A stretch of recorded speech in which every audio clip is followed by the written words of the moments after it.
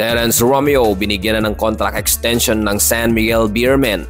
At Jeron Teng hindi na i-extend ng Converse ang kanyang kontrata. Well mga bro, ang 3 times PBA scoring champion ay pumirma na ng bagong kasunduan sa Beermen hanggang 2025. Blessing nga ito kung may tuturing kay Romeo mga bro kahit di na mapasama sa Asian Games sa China dahil sa eligibility issue. Laking pasasalamat pa rin ni Terence sa pamunuan ng SMC sa tiwala na binigay sa kanya sa kabila ng mga injuries na natamo niya last 47 season at on-off pa sa court last season. Isa kasing hamstring injury ang nagpapanatili kay Romeo na grounded sa halos 47 season. Ngunit nakabalik ito ng almost full nung nakaraang preseason PBA on tour mga bro nang pangunahan niya ang Beermen sa scoring. Kaya naman na-impress ang SMC na bigyan siya ng contract extension. Samantala mga bro, si Jeron Teng ay hindi na i-extend ng Converse ngayong parating na season.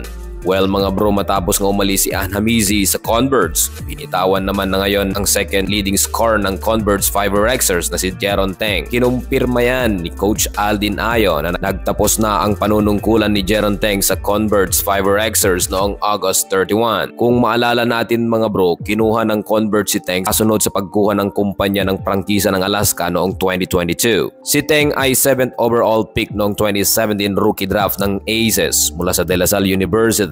Sa 5 season niya kasi mga bro sa PBA, meron siyang average sa 10.3 points, 5.1 rebounds at 2.3 assists per game. Nung nakaraang season, ang pinakamahusay niyang nilaro sapagkat may average itong 12.9 points, 5.6 rebounds at 2.1 assists sa kanyang 30 games. Siguradong pag-aagawan ng ibang team si Teng mga bro, pero sa kanya pa rin ang desisyon kung pipirma ito ng bagong deal sa PBA o kaya magtungo sa ibang bansa gaya ng B-League o kaya KBL.